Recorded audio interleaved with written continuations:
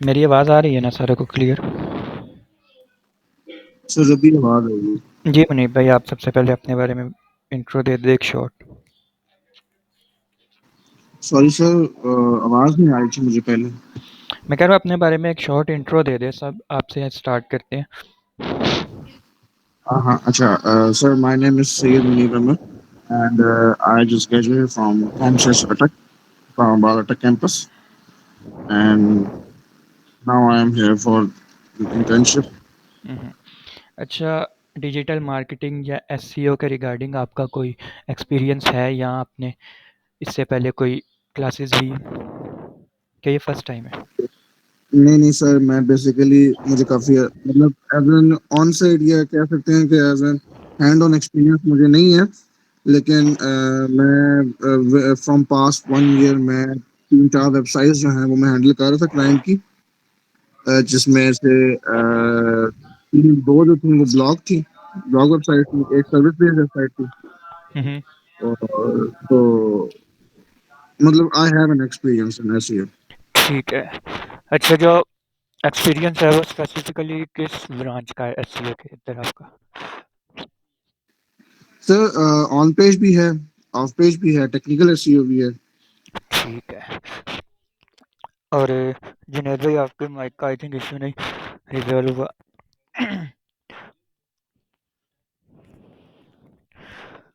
अच्छा सुबह, आप अपने बारे में बता दें। जी जी, मेरा कुछ माइक का इशू आ रहा है। ठीक है, जी, अब हेडसेट अब लगा अब आ गई, काम कर अब रहे आ हैं ना। गया है।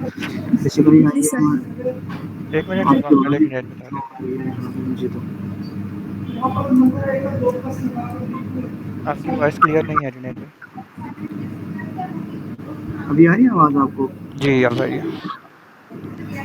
My name is Juneha, I am basically live in Haripur and I have a 3 year experience in SEO. ठीक है, और एसईओ के रिगार्डिंग या डिजिटल मार्केटिंग के रिगार्डिंग आपका कोई एक्सपीरियंस है? SEO का ग्राफिक्स में है हमारा, और गूगल एड्स में है थोड़ा। गूगल एड्स में, एसईओ में नहीं है। SEO में भी है। ठीक है। सुबह आप? सर, मैंने डीसीएस आईटी का कोर्स किया था अरफा करीम से, आइडिया कॉलेज।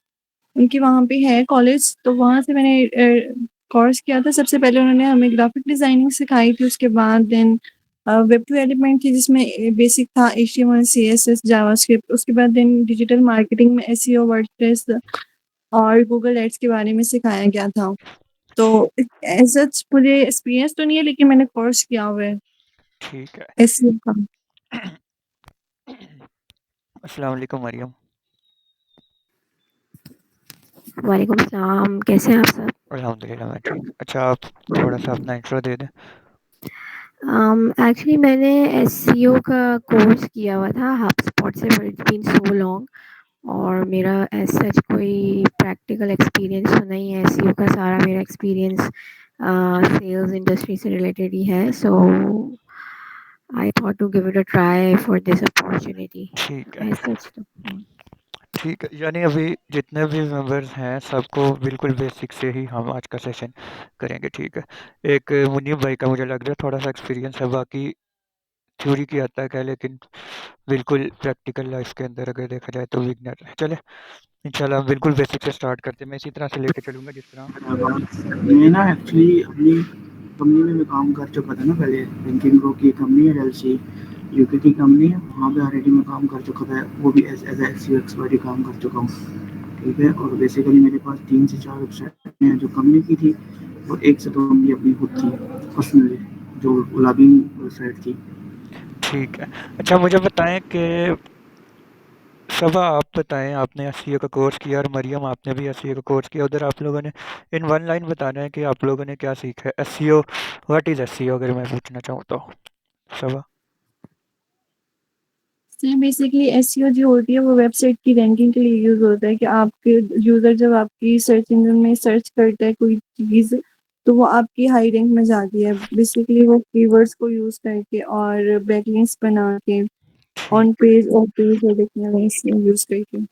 अच्छा, कोर्स के अंदर आप लोगों ने क्या चीज़ें कवर की थी? ऑन पेज था, ऑफ पेज था और टेक्निकल एसईओ था। ऑन पेज में और ऑफ पेज में उसके बाद हमने ब्लॉगिंग बनाया था। ब्लॉगर में सिर्फ आर्टिकल लिखा था चैटजीपीटी के थ्रू। उसके उसको यूज करके फिर हमने बैकलिंक्स बनाए थे ठीक है, जो हमने बैकलिंक्स की कौन सी अलग टाइप्स? गेस्ट पोस्टिंग था, फॉरेन पोस्टिंग था और डायरेक्टली सबमिशन साइट्स थी, ठीक उनमें है, था इसी तरह की थी। यानी आपको गेस्ट पोस्टिंग, डायरेक्टरी सबमिशन वगैरह आता है। जी जी सर। ठीक है, और मरियम आपको कौन कौन से लिंक्स के ऊपर काम करना आता है? HubSpot में ये हाँ चीज़ें थी? सर इतना तो मुझे याद नहीं क्योंकि मैंने बहुत पहले कोर्स किया था और आई गेस वो लाइक डिटेल में तो था लेकिन मुझे इतनी पोस्टिंग वगैरह नहीं आती। बट रिसेंटली मेरे फ्रेंड से मैंने थोड़ी सी गाइडेंस ली थी, वो मुझे क्लासेस देने ही लगा था, पर वो थोड़ी सी कंटिन्यूशन में रही नहीं। ठीक है, और जुनैद भाई आपको तो फिर बैकलिंक्स सारे आते होंगे, जिस तरह आपने मुझे बताया 2 साल का आपका अगर एक्सपीरियंस है।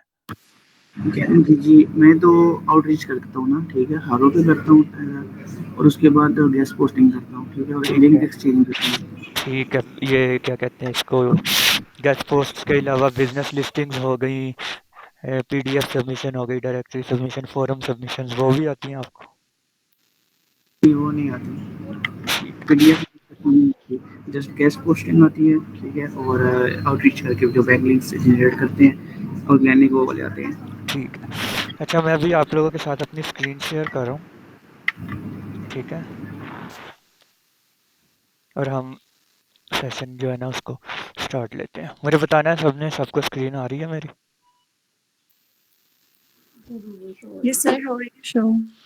ठीक है, नोट करते जाने आप लोगों ने चीज़ें। मैं बिल्कुल बेसिक्स से स्टार्ट करूँगा, इंशाल्लाह अच्छी फाउंडेशन बनेगी एसईओ के रिगार्डिंग आपकी, और फिर हम आहिस्ता आहिस्ता इसमें एडवांस की तरफ जाएंगे, ठीक है। अच्छा, सबसे पहले आ जाते हैं हम कि भाई एसईओ होता क्या है। SEO stand for as search engine optimization, ठीक है। सर थोड़ा सा माइक से हट के बात करेंगे, बहुत आवाज़ एक आपकी मिनट, इको। जी अब ठीक है? जी अब सही है। हाँ, अच्छा जी, एक मिनट देंगे मुझे बस।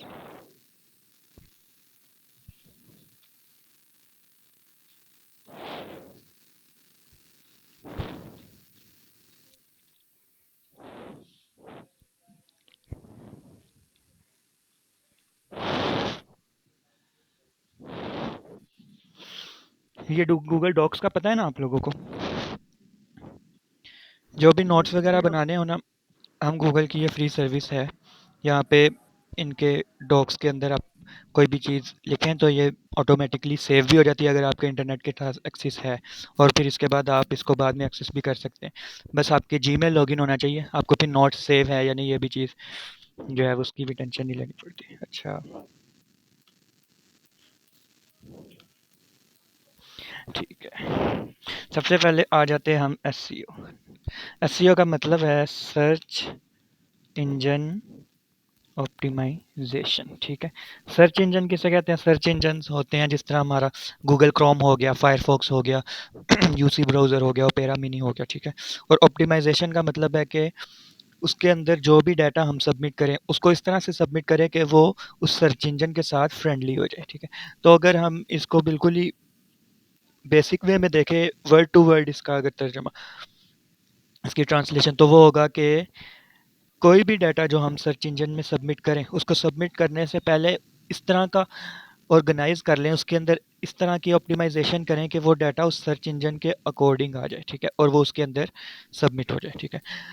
अब एसईओ का मतलब हम जो लिटरल लैंग्वेज के अंदर है ना वो तो डिफरेंट है, लेकिन अगर गूगल के लिहाज से देखा जाए, क्योंकि इस टाइम जो सबसे ऊपर सर्च इंजन चल रहा है वो चल रहा है गूगल, ठीक है। हो सकता है इन फ्यूचर गूगल के अलावा कोई और सर्च इंजन आ जाए, उसके लिए हम ऑप्टिमाइज करना शुरू कर देंगे वेबसाइट्स को, लेकिन फिलहाल हम जितना भी ऑप्टिमाइजेशन करते हैं वेबसाइट्स की वो गूगल को मद्देनज़र रखते हुए करते हैं, ठीक है।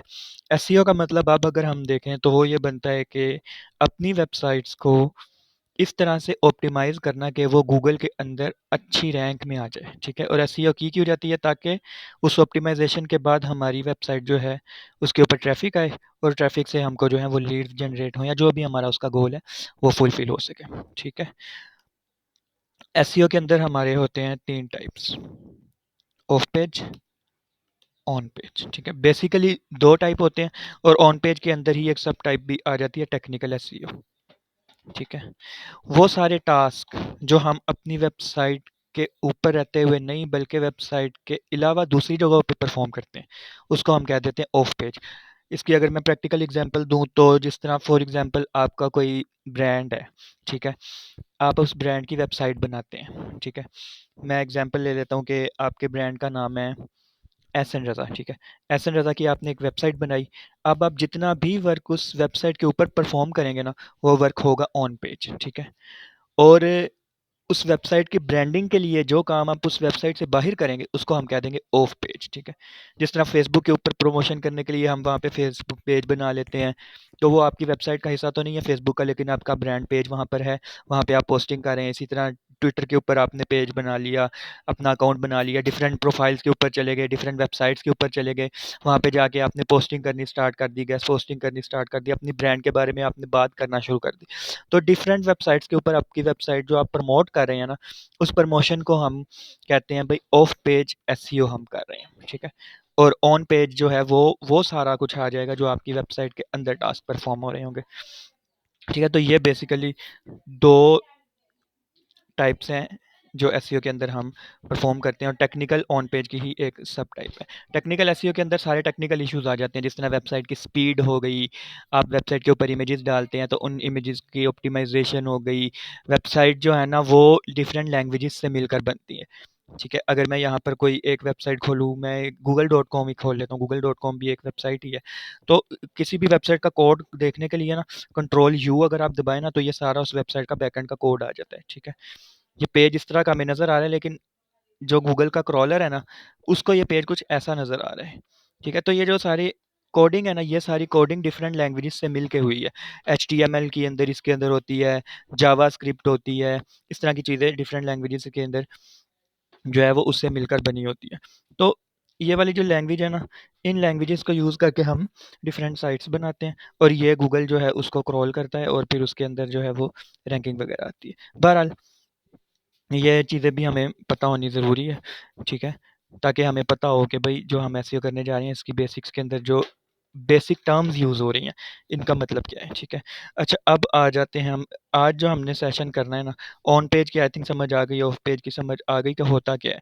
हमने जो आज करनी है ना चीज़ें अंडरस्टैंड, वो हमने करनी है ऑफ पेज की चीज़ें अंडरस्टैंड, ठीक है? ऑफ पेज के अंदर जो सबसे बड़ा सिग्नल होता है जिसके अंदर हम काम करते हैं वो होता है बैकलिंक्स, ठीक है? ऑफ पेज के अंदर हम बैकलिंक्स बनाते हैं, ठीक है? बैकलिंक्स क्या होता है? बैकलिंक्स होता है कि हम किसी दूसरी वेबसाइट के ऊपर जाके अपनी वेबसाइट का लिंक क्रिएट करेंगे, उसको हम कहेंगे बैकलिंक। जिस तरह अभी थोड़ी देर पहले मैंने आपको फेसबुक पेज की एग्जांपल दी थी कि हमने एक फेसबुक पेज क्रिएट किया, उसके अंदर डिफरेंट पोस्टें कर रहे हैं और उन पोस्टों के अंदर हमारा जो है वो वेबसाइट का लिंक भी ऐड होता है। तो वो जो लिंक है वो किसी दूसरी वेबसाइट से हमारी वेबसाइट के ऊपर आ रहा है, बैक हो रहा है, तो उसको हम कहते हैं बैकलिंक, ठीक है? बैकलिंक से क्या होता है कि बैकलिंक से हमारी वेबसाइट के ऊपर जो है वो गूगल क्रॉल करता है और हमारी वेबसाइट पे लैंड हो जाता है और उससे हमारी वेबसाइट की जो डिफरेंट कीवर्ड के अगेंस्ट रैंकिंग है वो गूगल में इंप्रूव होती है। फॉर एग्जांपल मैं यहाँ पर अगर लिखूँ एक कीवर्ड, कीवर्ड का पता है ना, कीवर्ड कहते हैं कि वो क्यूरीज, वो टर्म जो हम यहाँ पर लिखते हैं और हम सर्च करते हैं और नीचे गूगल कीवर्ड जो है वो सजेस्ट भी कर देता है। मैं अगर यहाँ पर लिखता हूँ कैश फॉर कार्स ब्रिस्बेन, ठीक है? ब्रिस्बेन एक ऑस्ट्रेलिया का सिटी है। ये नीचे कीवर्ड्स आ गए, इसने सारे सजेस्ट कर दिए, मैं ये वाले कीवर्ड पे क्लिक करता हूँ।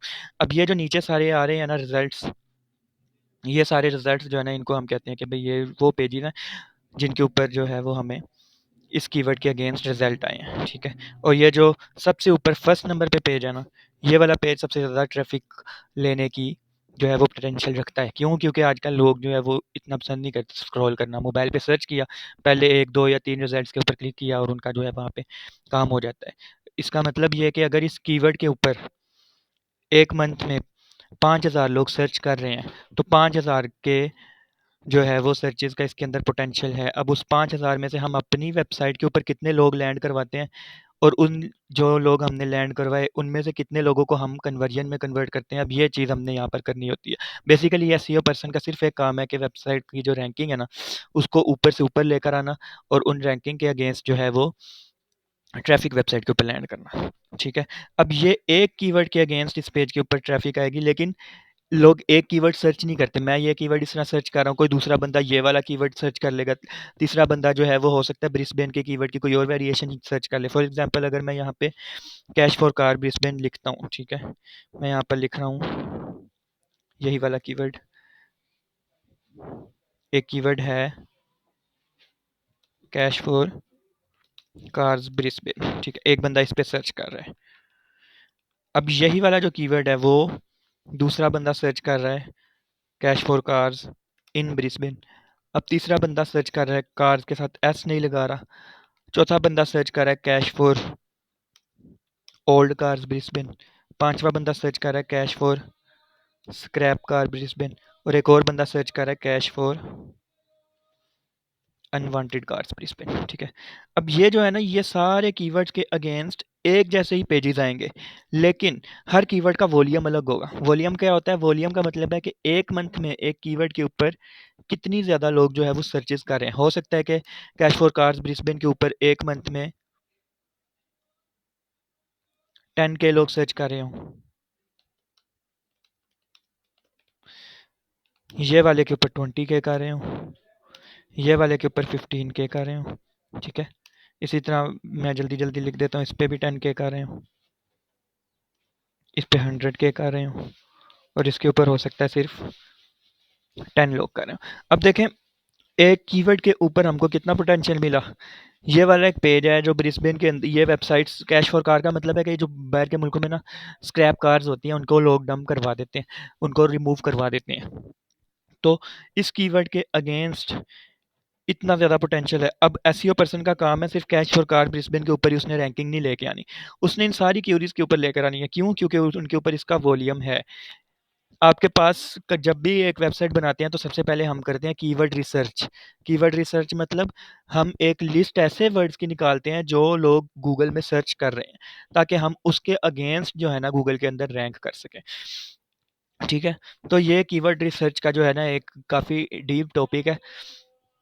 अभी हम इसको सीखेंगे तो नहीं, लेकिन ये एडवांस एसईओ के अंदर आएगा।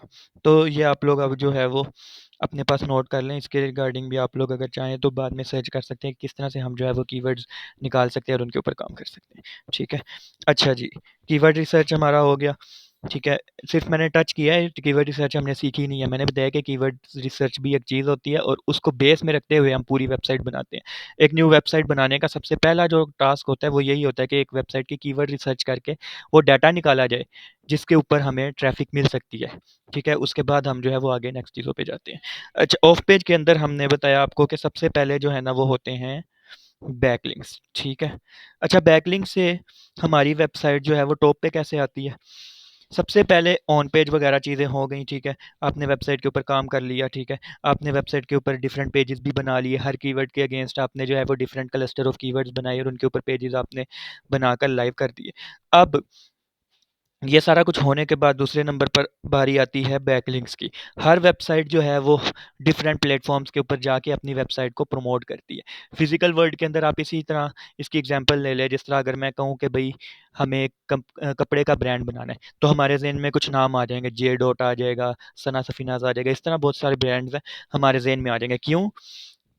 और कोई लोकल ब्रांड क्यों नहीं आया? उसकी वजह ये है कि जे डॉट की प्रमोशन इतनी ज़्यादा हुई है। उसने हर जगह डिफरेंट जगहों पे बैनर्स लगाए हुए हैं, मैचेस हो रहे हैं, उनमें उसके पीछे जो है वो हमें नज़र आ जाता है, बैनर लगे हुए हैं।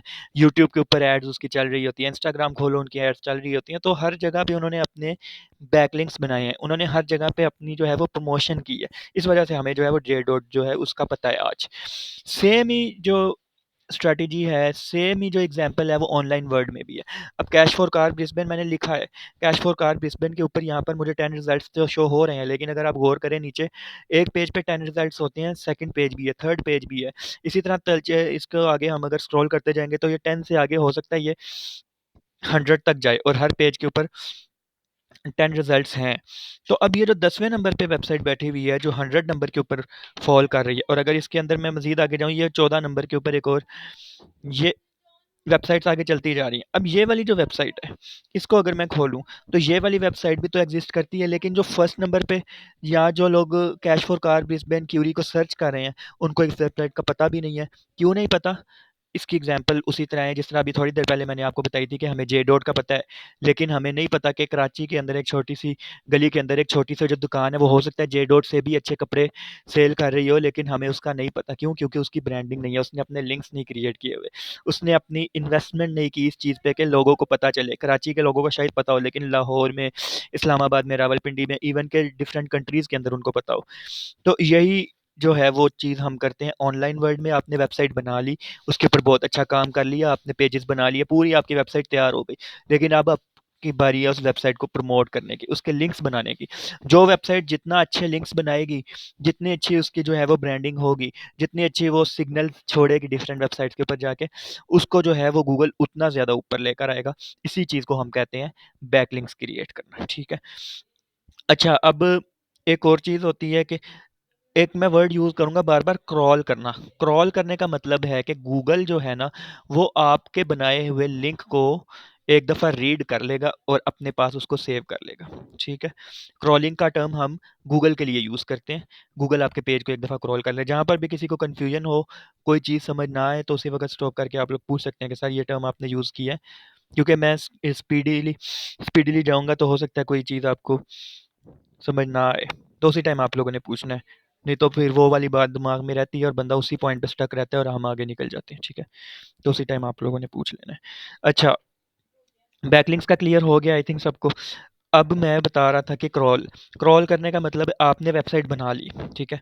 बेसिक से मैं बता रहा हूँ क्रॉलिंग की, ताकि आपको डेफिनेशन पता चल जाए होता क्या है। आपने ये वेबसाइट बना ली, आपके पास पूरी वेबसाइट लाइव पड़ी हुई है, लेकिन वो वेबसाइट आपने इसलिए बनाई है कि आपकी जो वेबसाइट है उसके ऊपर ट्रैफिक आए, और ट्रैफिक कहाँ से आएगी? गूगल से। गूगल एक और प्लेटफॉर्म है, आपकी वेबसाइट जो है वो अलग चीज़ है।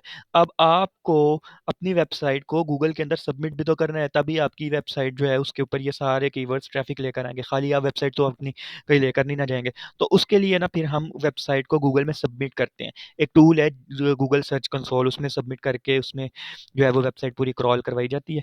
क्रॉल का मतलब भी मैंने बताया कि हम जब सबमिट करेंगे तो गूगल का बॉट आएगा, हमारी पूरी वेबसाइट को एक दफ़ा रेंडर करेगा, रीड करेगा, और उसकी एक जो है वो कॉपी बना के अपने पास डेटाबेस में सेव कर लेगा। वही वाला जो डेटाबेस है, उसकी वजह से यहाँ पर हमको ये सारे रिजल्ट्स शो हो रहे हैं। इसी वजह से हम कहते हैं कि हम अपनी वेबसाइट को क्रॉल करवाएंगे। क्रॉल का मतलब क्या है? आपने वेबसाइट में कुछ चेंजेस की, अब दोबारा से वो वाला पेज जिसमें आपने चेंजेस किया गूगल को देते हैं, गूगल फिर से आता है, आपका वो पेज क्रॉल करवाता है, उसकी एक कॉपी लेकर अपने डेटाबेस में स्टोर कर लेता है, और वो जो भी गूगल के ऊपर सर्च करता है उसको वो वाला जो वर्जन है, आपकी वेबसाइट का वो वाला वर्जन शो होना शुरू हो जाता है। ठीक है? अब आ जाते हैं हम बैकलिंक्स के ऊपर। एक मैंने बेस बना दी कि भाई बैकलिंक्स होते क्या हैं, बैकलिंक्स क्यों बनाए जाते हैं, क्यों ज़रूरी हैं। जो जितने अच्छे बैकलिंक्स बनाएगा उतनी अच्छी उसको जो है वो रैंकिंग होगी। अच्छा, अब दूसरे नंबर पे आ जाती है चीज़, बैकलिंक्स तो हर कोई बना लेता है।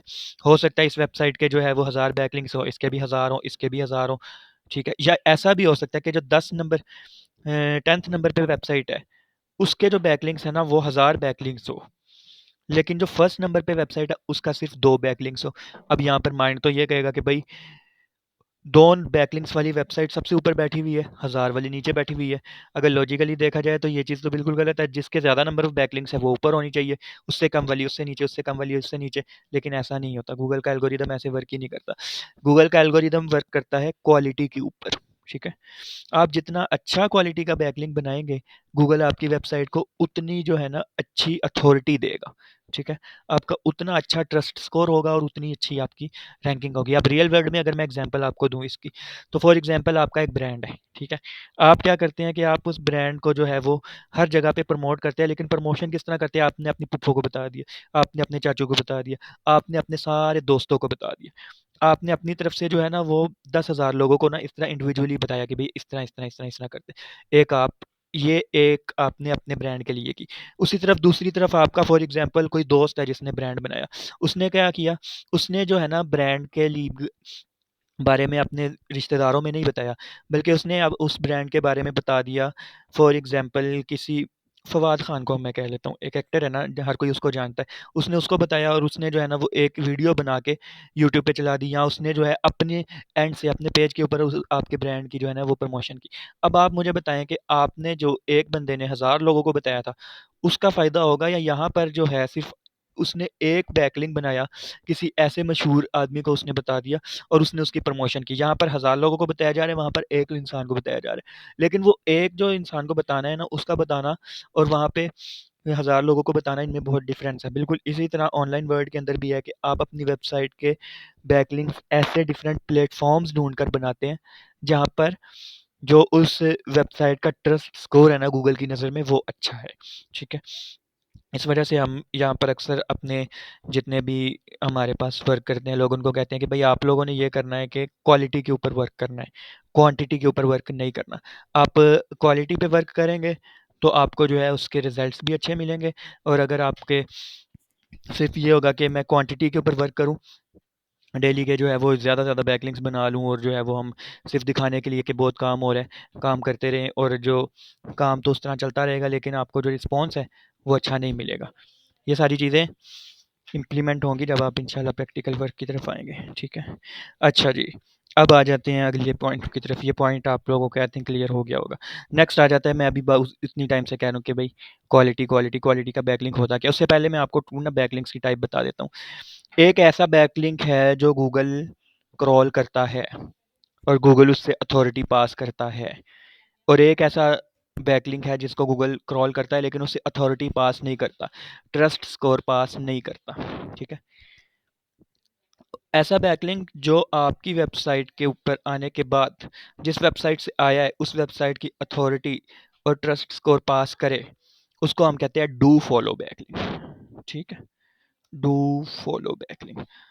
और दूसरे नंबर पे ऐसा बैकलिंक जो क्रॉल होने के बाद ट्रस्ट स्कोर या अथॉरिटी पास नहीं करता, उसको हम कहते हैं नो फॉलो बैकलिंक। ठीक है? डू फॉलो बैकलिंक का हमको फ़ायदा होता है, नो फॉलो का भी फ़ायदा होता है, लेकिन नो फॉलो से हमको उस तरह का इतना ज़्यादा फ़ायदा नहीं होता। लेकिन ये फिर बनाए क्यों गए do do follow no follow? ये इसलिए बनाए गए ताकि गूगल को पता चल सके कि भाई जो बैकलिंक्स बनाए जा रही हैं ये सारा नेचुरल वर्क हो रहा है या नहीं। अगर सारे के सारे हम डू फॉलो बैकलिंक्स बना लें, तो वो गूगल क्रॉलर जब क्रॉल करेगा तो 100% उसको सिग्नल जाएगा कि ये जो काम हो रहा है, ये काम जो है ना ये मैनिपुलेट करने के लिए हो रहा है। सारे डू फॉलो बैकलिंक्स बनाए जा रहे हैं ताकि हम सारे बैकलिंक्स को क्रॉल करें और जो है वो इसकी रैंकिंग को इम्प्रूव करें। नो फॉलो बैकलिंक्स के अंदर ज़्यादातर सोशल मीडिया के लिंक्स आते हैं। सोशल लिंक्स ज़्यादातर आते हैं। ठीक है? फेसबुक, ट्विटर, इस तरह के जितने भी हैं ना वो नो फॉलो के अंदर आएँगे। अब अगर सारे लोगों ने बनाए ही डू फॉलो हुए और नो फॉलो नहीं बनाए हुए, तो इसका मतलब होगा कि ये जो है वो मेनली फ़ोकस कर रहा है उन वेबसाइट्स के ऊपर जो अथॉरिटी पास कर रही हैं, और सोशल मीडिया को बिल्कुल इसने नज़रअंदाज किया हुआ है। और ज़्यादा जो काम है ये सारा गूगल के लिए कर रहे हैं, अपने एक्चुअल ऑडियंस को फ़ायदा पहुँचाने के लिए काम नहीं कर रहा। तो वो इसलिए हम ना बैलेंस रखते हैं। अपनी सोशल मीडिया और कमेंट्स वगैरह और डिफरेंट जगह पे जो ओपन प्लेटफ़ॉर्म्स होते हैं, वहाँ पे फ़ोरम्स के ऊपर जाके सबमिशंस वगैरह करते हुए हम एक ये ऐसा भी कर लेते हैं कि नो फॉलो की रेशो भी रहे, और साथ-साथ हम जो डू फॉलो वाले लिंक्स हैं उनको भी मेंटेन रखते हैं ताकि दोनों की जो रेशो है ना वो इक्वल रहे और गूगल को हम बिल्कुल नेचुरल लगे। ठीक है? टूल्स होते हैं मार्केट में जहाँ से हम चेक कर सकते हैं कि भई जो वेबसाइट है, उस वेबसाइट के ऊपर कितने लिंक्स हैं। फॉर एग्ज़ाम्पल अगर मैं ये आपको टूल दिखाऊँ, तो इस टूल के ऊपर मुझे नज़र आ रहा है कि भई इसके अंदर मुझे कितने बैकलिंक्स मिल रहे हैं, ये ऑल लिंक्स बता रहा है, न्यू लिंक्स कितने हैं, लॉस्ट लिंक्स कितने हैं, डू फॉलो लिंक्स कितने हैं, नो फॉलो लिंक्स कितने हैं, तो हम डिफरेंट टूल्स से देख सकते हैं। अब टूल्स कहाँ पे हमें काम आते हैं? मैंने आपको बताया था ना कि हर वेबसाइट के लिंक्स होते हैं। अब मैंने ये एक कीवर्ड को सर्च किया, इसको हम कीवर्ड कहते हैं, और वैसे नॉर्मल ज़ुबान में अगर देखा जाए तो इसको हम क्यूरी भी कहते हैं। ठीक है? कीवर्ड का कोई ना कोई वॉल्यूम होता है। उसकी मंथली कुछ ना कुछ सर्चेज़ होते हैं, ठीक है? और क्यूरी जो है वो हर किसी को कहते हैं, कोई भी सेंटेंस होगा जो एक यूज़र यहाँ पर टाइप कर रहा है उसको हम क्यूरी कहते हैं। अच्छा, अब यहाँ पे जो फर्स्ट के ऊपर बैकलिंक बैठा हुआ है, अब मैं एक एसईओ एक्सपर्ट हूँ, मैं चाह रहा हूँ मेरी वेबसाइट फर्स्ट पे आ जाए, तो उसके लिए मेरे पास ऐसे कुछ होना चाहिए जिससे मुझे पता चले जो ऑलरेडी टॉप पे बैठे हुए हैं, उन्होंने किस तरह के बैकलिंक्स बनाए हैं, कितने बैकलिंक्स बनाए हैं, किस क्वालिटी के बनाए हैं। तो उसके लिए जो है हमें डिफरेंट टूल्स मिलते हैं, उनके अंदर हम वेबसाइट को डालते हैं, तो वो हमारी वेबसाइट का जो है ना सारा डाटा दे देती है, कहाँ से ट्रैफ़िक आ रही है, कितनी आ रही है, कौन से पेजेस पे आ रही है, किन कीवर्ड के ऊपर हम रैंक कर रहे हैं, किस पोजीशन के ऊपर रैंक कर रहे हैं, सारा डाटा।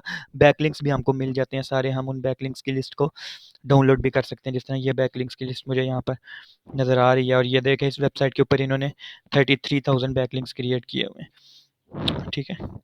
तो ये हमें टूल्स जो हैं वो हेल्प करते हैं। अच्छा, अब एक और चीज़ है बैकलिंक्स के अंदर, वो है बैकलिंक्स बनाते हुए जो हम देखते हैं, वो है हमारी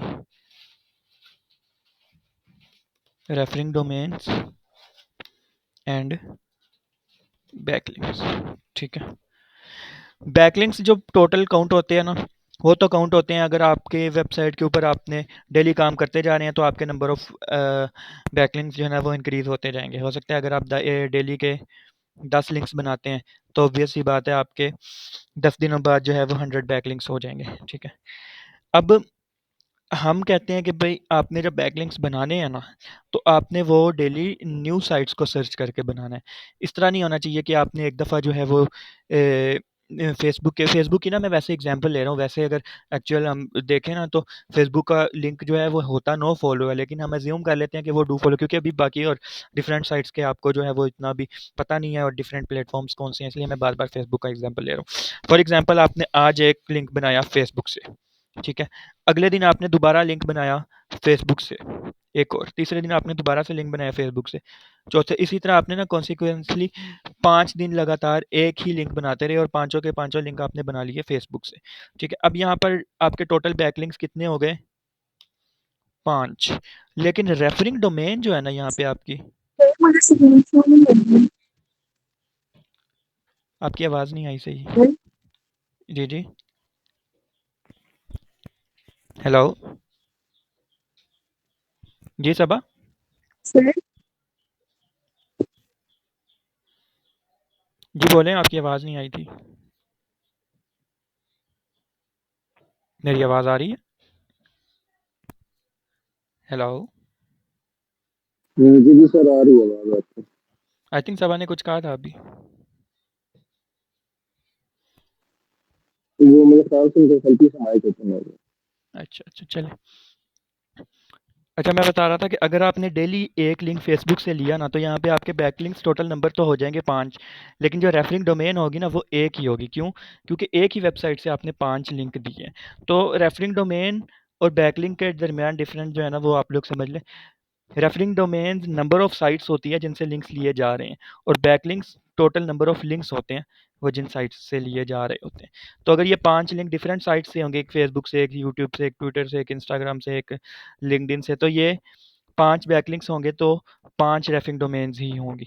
लेकिन अगर ये एक ही साइट से पाँचों हमने लिंक लिए होंगे तो ये फिर हो जाएगा कि भई ये वाला जो है ना, एक रेफरिंग डोमेन है लेकिन 5 डिफरेंट साइट्स से, सॉरी 5 डिफरेंट जो है ना इसके लिंक्स होंगे ये, ठीक है? तो ये हमारा हो गया do follow and no follow के अंदर डिफरेंस। बैकलिंक्स क्या था ये भी कवर हो गया हमारा, और ऑफ पेज के अंदर जो है वो डिफरेंट टर्म्स जो हम यूज़ करते हैं वो भी हमारा हो गया कवर। अच्छा, अब आ जाते हैं हम, नेक्स्ट चीज़ है हमारा एंकर। बैकलिंक बनाते हुए एक बहुत इंपॉर्टेंट चीज़ है एंकर टेक्स्ट, ठीक है? एंकर टेक्स्ट का मतलब है क्लिकेबल टेक्स्ट। अभी ये फ़िलहाल जो है एक लाइन अगर मैं देखूँ ना, ये सिंपल वर्ड लिखा हुआ है। अब मैं चाह रहा हूँ कि इस कीवर्ड के ऊपर मेरा वेबसाइट जो है ना, उस वेबसाइट का ये वाला पेज गूगल में टॉप पे आए, ठीक है? तो अब मैं इसके डिफरेंट वेबसाइट्स के ऊपर जाके लिंक्स बनाऊँगा। एक लिंक की टाइप है आर्टिकल सबमिशन। आर्टिकल सबमिशन के अंदर जो है ना, हम आर्टिकल में ही वर्ड आया होता है जहाँ पर लिंक लगाते हैं।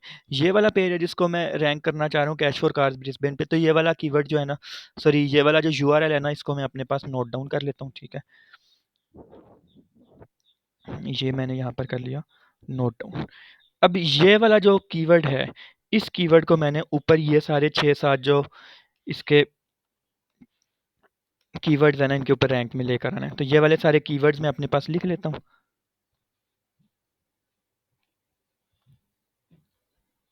ये मेरे पास आ गए मेरे सारे कीवर्ड्स, ठीक है। अब एंकर क्या होता है? एंकर का मतलब होता है क्लिकेबल टेक्स्ट। आप अपने उस कीवर्ड को क्लिकेबल बनाएंगे, उसके लिए क्या होता करना होता है, हमें इसको कॉपी करेंगे, ठीक है, और इसके ऊपर आकर हम यहाँ पर इस तरह का ये एंकर लिंक बनाने का होता है। इस पर मैं क्लिक करूँगा तो ये मुझे बता देता है भाई यहाँ पर मैंने किया, अप्लाई किया। अब ये देखिए ये जो है ना, ये क्लिकेबल टेक्स्ट बन गया। इसके ऊपर मैं क्लिक करूँगा तो इस वेबसाइट के ऊपर मैं ऑटोमेटिकली चला जाऊँगा, ठीक है। तो इसको हम कहते हैं एंकर टेक्स्ट बनाना। ये एंकर टेक्स्ट एक कोड के ज़रिए बनता है। ये कोड आप लोग अपने पास नोट डाउन कर लेना।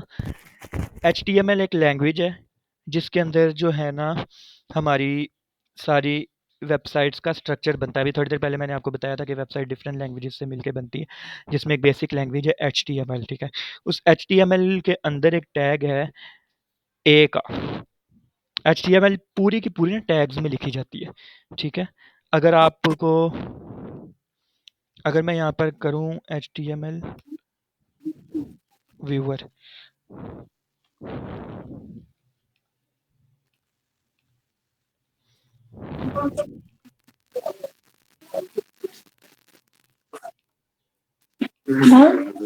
पाँच 10,000 नहीं है, 20,000 है। अपना माइक म्यूट कर लें सबा। अच्छा, अब HTML की लैंग्वेज के एक छोटे से बेसिक टैग्स हम समझ लेते हैं, क्योंकि आगे एसईओ के अंदर कुछ ऐसे टैग्स हैं। वैसे डेवलपमेंट में इन टैग्स की ज़रूरत पड़ती है, लेकिन एसईओ के अंदर हमें कुछ टैग्स का पता होना चाहिए। सबसे पहले अगर मैं कहूँ तो एक टैग है H1 का। HTML के जितने भी टैग्स हैं ना, उनका लिखने का फॉर्मेट यही होता है कि मोस्टली टैग्स जो है ना वो ओपन होते हैं एंड क्लोज होते हैं और इन ब्रैकेट्स में लिखे जाते हैं, ठीक है। हेडिंग के लिए 6 टैग्स यूज़ होते हैं, H1, H2, H3, H4, H5 and H6 तक जो है ना हेडिंग्स के टैग यूज़ हुए होते हैं। अभी देखिए ये ऊपर जो मैं लिखूंगा नीचे उसका लाइव आउटपुट आ रहा होगा। मैं यहाँ पर लिखता हूँ दिस इज़ हेडिंग 1। अब देखें नीचे जो है ना, ये हेडिंग ऑलरेडी हेडिंग के फॉर्मेट में लिखी गई है। क्यों? क्योंकि मैंने इसके ऊपर हेडिंग का टैग लगाया। अगर मैं ये टैग रिमूव करता हूँ तो ये देखें ये बिल्कुल नॉर्मल हो गई। तो ये इसी तरह से इसके डिफरेंट टैग होते हैं। H1, फिर इसके बाद नीचे इसका H2 आ जाता है, ठीक है, और इसी तरह सो ऑन ये H6 तक चलता रहता है। इसी तरह इसके अंदर बहुत कुछ ऐसे टैग्स हैं जो आर्टिकल सबमिशन के अंदर हम यूज़ करते हैं। फॉर एग्जांपल अगर मैं कहूँ कि भाई मैं इसको बोल्ड करना चाह रहा हूँ, तो बी, बोल्ड बी से होता है, बी का टैग होगा। बी का टैग मैं शुरू पे लगाऊंगा और एंड पे इसको इसी तरह से क्लोज कर दूंगा। इसी तरह मैं चाह रहा हूँ कि ये अंडरलाइन भी हो, अंडरलाइन यू से होता है, तो इसके अंदर ही मैं बी के साथ यू लगा देता हूँ और यू यहाँ पे सबसे एंड पे है, तो उसी ऑर्डर में यहाँ पे मैं एंड को इसको यू को क्लोज कर देता हूँ। तो ये देखें नीचे ये इसका जो आउटपुट है ये अंडरलाइन भी हो गया। इसी तरह इटैलियन करके मैं आई का टैग भी, तो बहुत सारे इसमें टैग हैं। इसी के अंदर HTML का एक टैग है ए, जो कि एंकर बनाता है, एक टेक्स्ट को क्लिकेबल बनाता है, ठीक है। वो ए टैग हम जो है वो यहाँ पर लिख लेते हैं। ए का टैग मैंने ओपन किया और ए का टैग मैंने क्लोज किया। इस टैग के दरमियान हमारा आएगा कीवर्ड जो हम बनना चाह रहे हैं कि क्लिकेबल हो। कैश फॉर कार्स ब्रिस्बेन हमारा कीवर्ड था, ठीक है। ये कीवर्ड तो आ गया हमारा। अब क्या करना है, मैं चाह रहा हूँ ये कीवर्ड क्लिक भी हो, तो कीवर्ड के साथ उसका लिंक ऐड करना पड़ेगा। तो फर्स्ट टैग के अंदर मैं ए के बाद डालूंगा स्पेस और HREF लिखूंगा। HREF का मतलब है कि हाइपर रेफरेंस। हाइपर हम मोस्टली हम यूज़ करते हैं लिंक के लिए, ठीक है। हाइपर रेफरेंस यानी वो वाला लिंक जो मैं चाह रहा हूँ ओपन हो, वो मैंने लिखा। साथ में इज इक्वल टू और 2 कोमास। इन 2 कोमास के अंदर मैंने वो लिंक ऐड करना है जो क्लिक होने के बाद जहाँ पर मैं चाह रहा हूँ मेरी वेबसाइट लैंड हो, ठीक है। ये मैंने किया। ये देखिए अब ये क्लिकेबल लिंक हो गया और नीचे अगर कोने में आप देखें तो इसके अंदर ये वाला URL भी लग गया। मैं अगर आपको खोल कर दिखाऊं तो इस पर क्लिक करने से वही वेबसाइट खुल रही है जो मैंने वेबसाइट बनाई थी, ठीक है। तो मोस्टली जो बैकलिंक्स के अंदर कोड यूज़ होता है ना, वो हम ये वाला कोड यूज़ करते हैं, ठीक है? ये वाला कोड जो है ना आपको आना चाहिए। लिखा नहीं भी है तो कोई बात नहीं, आप लोग गूगल पे लिखेंगे ना एंकर टेक्स्ट कोड या एंकर टेक्स्ट लिंक क्रिएट, तो वो आपको ये HA का कोड जो है वो दे देगा, ठीक है? अच्छा जी। अब आ जाते हैं हम बैकलिंक्स की टाइप के ऊपर। सबसे पहला जो लिंक अभी मैं आपको बताऊंगा बनाने का और मैं होमवर्क भी दूंगा, वो है आर्टिकल सबमिशन का, ठीक है?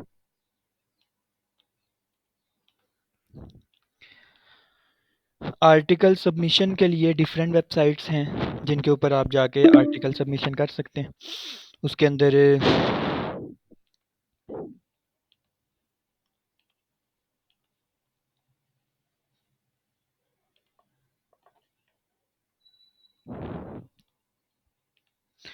अंदर medium.com है एक, फिर उसके बाद quora.com है एक, फिर उसके बाद काफ़ी ज़्यादा साइट्स हैं, लेकिन फ़िलहाल जो है ना ये 2 साइट्स मैं आपको दे रहा हूँ जिनके ऊपर आप लोगों ने जो आर्टिकल है वो पब्लिश करना है, ठीक है? आर्टिकल पब्लिश करने के लिए सबसे पहले आपके पास आर्टिकल होना चाहिए, आर्टिकल लिखवाना आप लोगों को आना चाहिए। तो आर्टिकल लिखवाने के लिए हम यूज़ करते हैं AI का, जिसमें चैट जीपीटी वो बेस्ट है। चैट जीपीटी से आप आर्टिकल लिखवा सकते हैं, आर्टिकल उसको टाइटल दें, उसको प्रॉपर प्रॉम्प्ट दें, उसको सिर्फ यही नहीं देना कि भाई मुझे ये आर्टिकल लिख दो, बल्कि उसको आप लोगों ने पूरी एक इंस्ट्रक्शंस देनी है कि आर्टिकल लिख दो, आर्टिकल कैसा होना चाहिए, क्या चीज़ें होनी चाहिए, क्या यानी पूरा ना उसको एक आपने प्रॉम्प्ट देना है, जिसके बाद वो आर्टिकल लिखेगा। एक आर्टिकल मैं फॉर एग्जांपल चैट जीपीटी से अगर आपके सामने लिखवाऊँ, मैं आप लोगों को ना प्रॉम्प्ट दूँगा, जो प्रॉम्प्ट आप लोगों को आर्टिकल लिखने के अंदर हेल्प करेगा, ठीक है? तो उस प्रॉम्प्ट से आप लोग आर्टिकल लिख लेंगे। ये एक मैंने अपना पर्सनल प्रॉम्प्ट बनाया हुआ है, ये प्रॉम्प्ट मैं आपके साथ ये सेशन ख़त्म होने के बाद शेयर करूँगा, ठीक है? इसके अंदर आप लोग जो है वो सारे प्रॉम्प्ट वैसे ही रहने दें। नीचे जो है ना यहाँ पर आप लोगों ने आर्टिकल का जो टॉपिक है वो इसको दे देना है, ठीक है? हमारी मोस्टली जो साइट्स होती हैं वो होती हैं कैश फॉर कार्स के रिगार्डिंग, ठीक है? तो मैं टॉपिक भी चैट जीपीटी से पहले लिखवा लेता हूँ, क्योंकि टॉपिक खुद भी आप सर्च कर सकते हैं और इसको भी कह सकते हैं। मैं इसको कहता हूँ कि give me an informational topics related to automotive industry regarding cash for cars for Australian audience, ठीक है? इस तरह से आप लोग भी इसको प्रॉम्प्ट देंगे कि मुझे जो है कुछ इन्फॉर्मेशनल टॉपिक दे दें रिलेटेड टू जो भी आप लोग इंडस्ट्री, अपना नाम वो लिख दें और साथ अपनी जो है वो उसकी सब कैटेगरी भी डिफाइन करें, तो आप लोगों को ये टॉपिक्स दे देगा, ठीक है? फॉर एग्जांपल ये मेरा टॉपिक है, मैं ये टॉपिक उठा लेता हूँ और इस टॉपिक को इसको यहाँ पर दे देता हूँ। अच्छा जी, अब दूसरी चीज़ इसमें आगे की कीवर्ड्स हमने इंक्लूड करने हैं, क्योंकि हमने एंकर भी तो बनाना है। तो कीवर्ड आप लोग जो है उसको कह सकते हैं कि भाई उसमें एक पैराग्राफ ऐड कर दो जिसमें मेरा ये कीवर्ड ऐड हो। प्रमोशनल अंदाज नहीं होना चाहिए, क्योंकि गूगल कहता है कि आप बहुत ज़्यादा प्रमोशनल चीज़ें डिफरेंट वेबसाइट्स पे अगर करोगे तो वो कैशे नहीं होगा। कैशे का मतलब गूगल के अंदर वो एसईआरपी शो पेज के अंदर शो नहीं करता। जब हमारा आर्टिकल गूगल के अंदर ही इंडेक्स नहीं हुआ, कैशे नहीं हुआ, तो हमारी वेबसाइट की रैंकिंग हमें तो गूगल में चाहिए, तो वो अगर नहीं होगा तो नहीं मिलेगी। यहाँ पर मैंने कीवर्ड्स ऑलरेडी डाला हुआ है, cash for car Brisbane keyword था, नीचे इसका जो है वो टॉपिक भी डाला हुआ है। मैं इसको सबमिट करता हूँ, तो अब ये जो है मेरे आर्टिकल को बहुत अच्छा राइट कर देगा, ठीक है?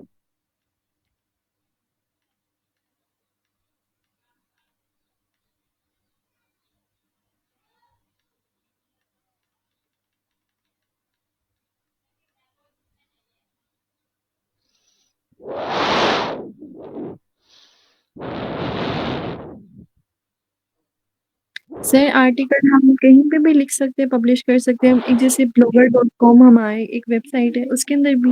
मैं बताता हूँ, आप लोग ना न्यू लिंक में शेयर कर रहा हूँ, 11 मिनट्स में एंड हो जाएगी।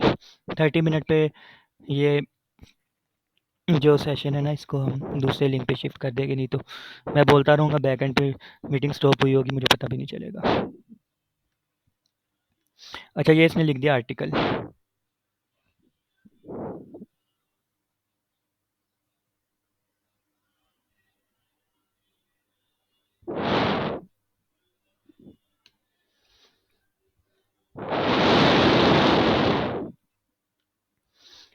आर्टिकल को मैंने करके कॉपी अपने पास इस वर्ड डॉक्यूमेंट में पेस्ट कर ली है। अब क्यों किया है ये भी मैं आप लोगों को बताता हूँ।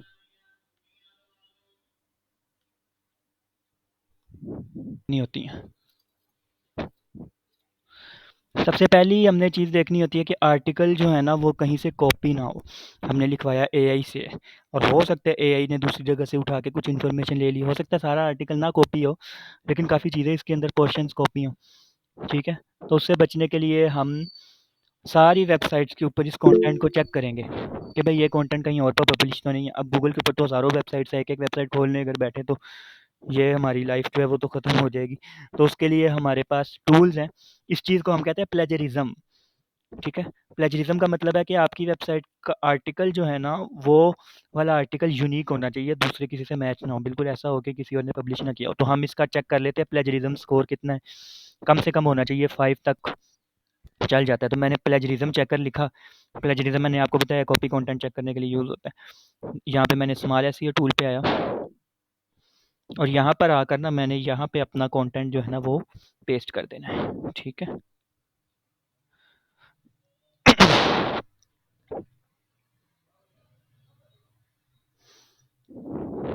ये थोड़ी सी वेरिफिकेशन लेता है। जैसे ये ग्रीन टिक होगा आप लोगों ने चेक प्लेजरिज्म पे क्लिक कर देना। अब ये सारे कंटेंट को एक दफ़ा एनालाइज करेगा और मुझे बता देगा कि भाई इसमें कितनी परसेंटेज जो है ना वो आपका कंटेंट ऐसा है जो प्लेजराइज्ड है, और कितना परसेंट है वो यूनिक है। ठीक है, 9%। ये यहाँ पर आपको स्कोर नज़र आ जाएगा कितना। यूनिक कंटेंट का मतलब है कि ऐसा कंटेंट जो कॉपी नहीं है। ठीक है, और प्लेजराइज्ड कंटेंट का मतलब है वो कंटेंट जो दूसरी सोर्स से कॉपी है। ठीक है, तो ये वाला स्कोर आपको पता चल जाएगा, और सारी सोर्सेज भी बता देगा कि ये वाली लाइन इसने कहाँ से उठाई है और ये वाली लाइन कहाँ से उठाई है, और जो हिस्सा कॉपी होता है उसका ये कलर चेंज कर देता है यहाँ पे। तो आप लोग वैसे भी चेक कर सकते हैं।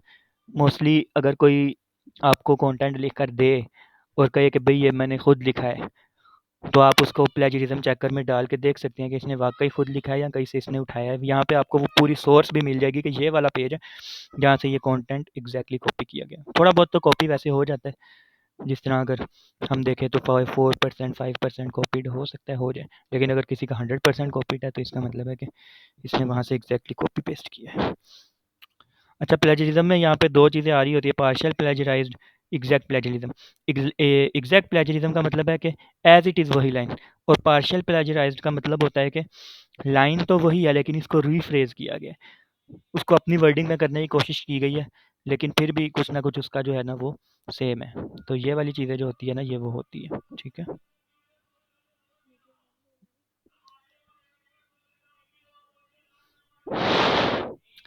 आर्टिकल लिखने के बाद सबसे पहला जो स्टेप हमने करना है वो करना है उसका प्लेजरिज्म चेक करना है। ठीक है, प्लेजरिज्म की काफ़ी साइट्स हैं, मोस्टली स्मॉल एसईओ टूल्स की साइट के ऊपर आप आएँ, अपना कंटेंट डालें, उसको ओके करें, यहाँ से आपको नज़र आ जाएगा। एग्जैक्ट प्लेजरिज्म इसका जो है ना वो कम होना चाहिए, 5% हो जाए, 5-7 तक हो जाए, ओके है। तो यहाँ पर मैं देख रहा हूँ इसका 7% तक आया है, बाकी पार्शियल भी इसका जो है ना इतना ज़्यादा ना हो, थोड़ा बहुत हो जाए वो भी चलता है। तो ये आर्टिकल मेरे हिसाब से ठीक है। ठीक है, तो फर्स्ट टेस्ट में ये पास हो गया।